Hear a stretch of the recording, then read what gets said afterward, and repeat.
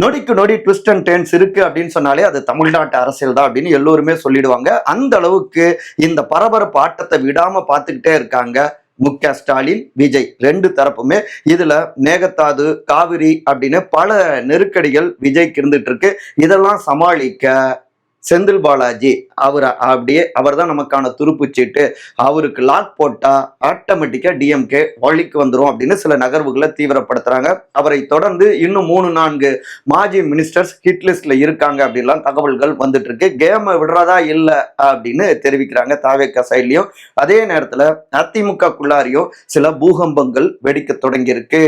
CV Shanmugam, SP Velumani அப்படின்னு. So இந்த பரபரப்பு பின்னணிகள் தான் இன்றைய நம்முடைய விரிவான இளங்கோவன் எக்ஸ்பிரஸ்.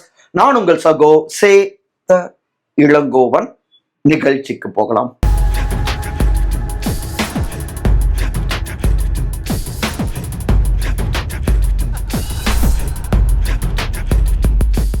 செந்தில் பாலாஜியை ஜெயிலுக்கு அனுப்பு, மாஜிக்களை திகிலில் தள்ளு. இதுதான் விஜயின் சர்க்கார் ஸ்கெட்ச். 41 பேர் உயிரிழந்த கரூர் கூட்ட நெரிசல், அந்த துயர சம்பவம். அடுத்து தாவேகா ஆட்சியை கவிழ்க்க சதி அப்படின்னு அடுத்தடுத்து முன்னாள் அமைச்சர் திரு செந்தில் பாலாஜி அவரை நோக்கி அஸ்திரங்களை ஏவியபடியே இருக்காங்க தாவேகா அரசாங்கம். கரூர் கூட்ட நெரிசல் துயர சம்பவம் அவர் தான் செஞ்சாருன்னு சொல்லல, ஆனா அதுல சரியான பாதுகாப்பு தரல அப்படிங்கிற ரீதியில, அதாவது தொடர்ந்து அந்த விஷயத்துல செந்தில் பாலாஜி அவர்களே டார்கெட் பண்ணிக்கிட்டே இருக்காங்க.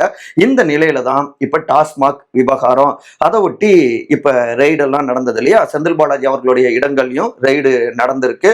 இதுல டாஸ்மாக் விவகாரத்துல அவருடைய கரூர் கேங் எப்படி எல்லாம் செயல்பட்டாங்க அப்படின்னு விழாவரியா FIR பதிவு பண்ணியிருக்காங்க விஜிலன்ஸ். அது மட்டும் இல்லாம அமலாக்கத்துறையுடைய அந்த ஃபைல்ஸ் இதெல்லாம் வச்சு அடுத்தடுத்து செந்தில் பாலாஜி அவருக்கு எதிரான ஆக்ஷன்களை தீவிரப்படுத்திக்கிட்டே இருக்காங்க.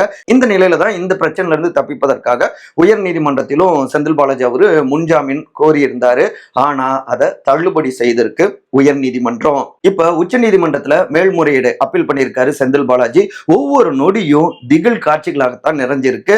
ஏற்கனவே பார்த்தோம்னா முன்னாள் அமைச்சர்களான திரு KN நேரு, திரு ஏவா வேலு அப்படின்னு பலரையும் டார்கெட் பண்ணியிருக்கு தாவேகா அரசாங்கம். இப்ப இவரை தொடர்ந்து அடுத்தடுத்து பத்திரப்பதிவுத்துறை முன்னாள் அமைச்சரான திரு மூர்த்தி, மதுரை மூர்த்தி அவரு, அப்புறம் திரு சேகர் பாபு இந்து சமய அறநிலையத்துறை, இவங்க எல்லோரையும் நோக்கியும் தீவிரம் காட்ட போறாங்க அப்படின்லாம் சொல்றாங்க. இதுக்கு முன்னாடியே பார்த்தோம்னா திரு அனிதா ராதாகிருஷ்ணன், அப்புறம் அடுத்து பள்ளிக்கல்வித்துறை முன்னாள் அமைச்சர் திரு அன்பில் மகேஷ் பொய்யாமொழி, இப்படி ஒவ்வொருத்தராக ஹிட் லிஸ்ட்லயும் அடுக்கி வச்சிருந்திருக்காங்க.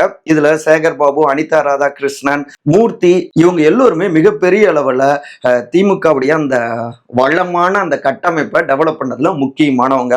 அது மட்டும் இல்லாம தாவேகாவுக்கு இப்போ வரை ஏதாவது சொல்லி சீண்டிக்கிட்டே இருக்கிறவங்க. ஸோ இவங்களை டார்கெட் செய்யலாம் அப்படின்னும் பிளான் வச்சிருக்காங்க. இதுக்கு பின்னாடி வேறொரு அரசியல் கணக்குகளும் இருக்கு. அதாவது மேகதாது அணை விவகாரம், கர்நாடகா அங்க மீறி கட்டுவோன்னு சொல்லிட்டு இருக்காங்க. இப்ப சமீபத்துல சென்ட்ரல் மினிஸ்டர் அவருமே தமிழ்நாட்டுடைய அனுமதி வாங்கணும்னு அவசியம் இல்லை அப்படிங்கிற மாதிரி பேசியிருக்காரு. இதுலயும் உடனடி காத்திரமான ரியாக்ஷன் இல்ல சிஎம் கிட்ட இருந்து, திரு ஜோசப் விஜய் கிட்ட இருந்து அப்படின்னு விமர்சனங்கள் வந்த வண்ணம் இருக்கு. கூட்டணி கட்சிகளே கூட சில குடைச்சல்களை கொடுத்துட்டு தான் இருக்காங்க, விமர்சிக்கிறாங்க. அதுல மிக முக்கியமா பார்த்தோம்னா காவிரி இன்னைக்கு வரைக்கும் ஜூன் 12ஆம் தேதி தண்ணீர் திறந்து விட்டுருக்கணும் மேட்டூர்ல. ஆனா இல்ல, நம்மளுடைய விவசாயிகள் பெரிய அளவுல பாதிக்கப்பட்டு இருக்காங்க, வேளாண்மை பாதிக்கப்பட்டு கொண்டிருக்கு. இன்னொரு பக்கம் அரிசியோடைய விலை அதிகரிச்சுக்கிட்டே இருக்கு, விலைவாசி ஏற்றம்.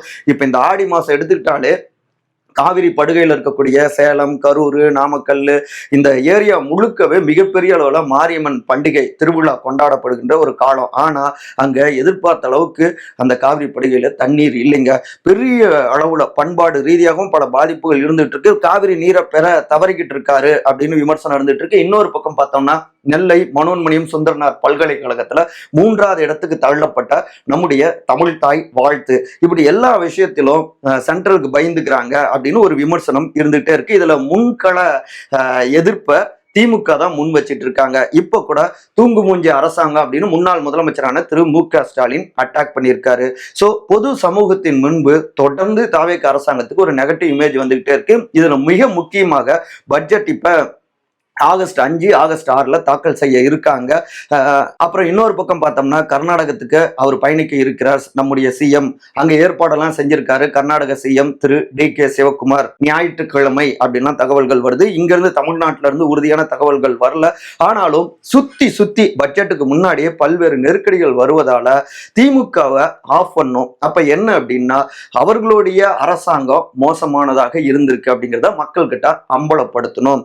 ஏற்கனவே பார்த்தோம்னா நிதித்துறை அமைச்சர் திரு மரிய வில்சன் அவர்கள் ஊழல் பட்டியல் நாங்கள் வெளியிடுவோம், திமுக அவ்வளோ பண்ணியிருக்காங்க அப்படின்னா அவரு பதிவு செஞ்சுக்கிட்டே இருக்காரு இல்லையா. இன்னொரு பக்கம் திரு CT நிர்மல்குமார் அவரும் அட்டாக் பண்ணிக்கிட்டே இருக்காரு. ஸோ இதெல்லாம் வலு சேர்க்கிற மாதிரி செந்தில் பாலாஜி அவர்கள் ஏற்கனவே நிறைய விஷயங்கள் வாய்ப்பு கொடுத்திருக்காரு. இப்போ அவரையே துருப்புச்சீட்டாக வைத்து இப்போ டாஸ்மாக் விஷயத்திலும் அழகா கட்டம் கட்டியிருக்காங்க அப்படிங்கிறாங்க. இது எதுவுமே வாண்டடா தாவேக்கா பண்ண கிடையாது, ஏற்கனவே இருக்கக்கூடிய விஷயங்கள் தான். அப்ப இந்த புகார்களை தூசு தட்டி இந்த வழக்குகளை அடுத்த கட்டத்துக்கு கொண்டு போறப்ப இயல்பாகவே திமுக மீது ஒரு அவப்பெயர் ஏற்படும். அவங்க உள்நோக்கத்தோட தான் தாவேக்கா அரசாங்கத்தை விமர்சிக்கிறாங்க அப்படின்னும் அந்த எதிர்ப்பு கொஞ்சம் வலு விளக்கும் அப்படின்னும் கணக்கு போட்டுட்டு இருக்காங்க. அதுல முக்கியமா எப்பாடுபட்டாவது செந்தில் பாலாஜி அவர்களை சிறையில தள்ளணும்.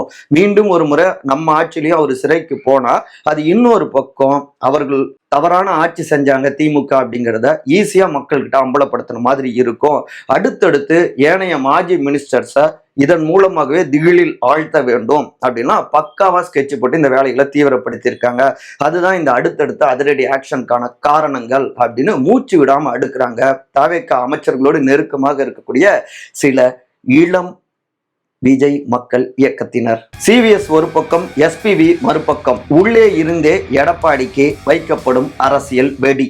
நாட்டுல எங்க எப்படி புது புது பிரச்சனை வந்தாலும் சரி, மாறாத ஒரே பிரச்சனை, அணையாத ஒரே அரசியல் தீனா அதிமுகக்குள்ளார எழுந்து கொண்டிருக்கிற அந்த கோஷ்டி பூசல்கள், அந்த உட்கட்சி அந்த தீ தாங்க அப்படின்னு சொல்லலாம்.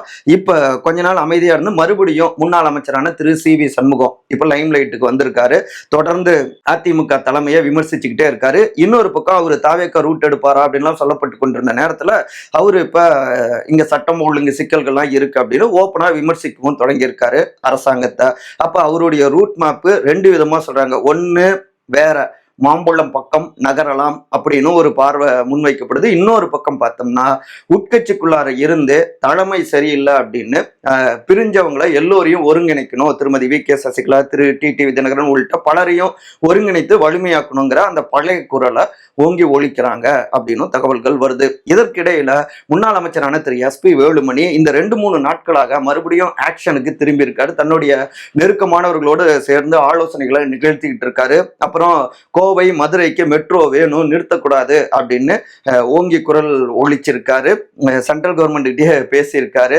ஸோ இதை கேட்டு பெறவில்லை அப்படின்னு தாவேக்காவையும் எக்ஸ்போஸ் பண்ற மாதிரி, அதே நேரத்தில் இப்படி உட்கட்சிக்குள்ளார சில விஷயங்களை ஓங்கி ஒழிக்கிறப்ப அது இன்னொரு பக்கம் அதிமுக பொதுச் செயலாளர் திரு எடப்பாடி பழனிசாமிக்கு குடைச்சலா மாறும். இதன் மூலமாக உட்கட்சிக்குள்ளார பொதுக்குழுவை கூட்டி தோல்விக்கான காரணங்களை அடுக்கணும், தலைமை மாற்றம் அப்படிங்கிற மாதிரி சில விஷயங்களை முன்னெடுக்கிறாங்க அப்படிங்கிறாங்க சீனியர் ரத்தத்தின் ரத்தங்கள். ஆக மொத்தத்துல பகல் இரவு எதுவானாலும் சரி, பரபரப்புக்கு மட்டும் பஞ்சம் இல்லை. நீங்க மறக்காம கருத்துரை பகுதியில கருத்துக்களை பதிவு பண்ணிருங்க. அன்பால் ஒருங்கிணைந்திருப்போம். நன்றி, வணக்கம்.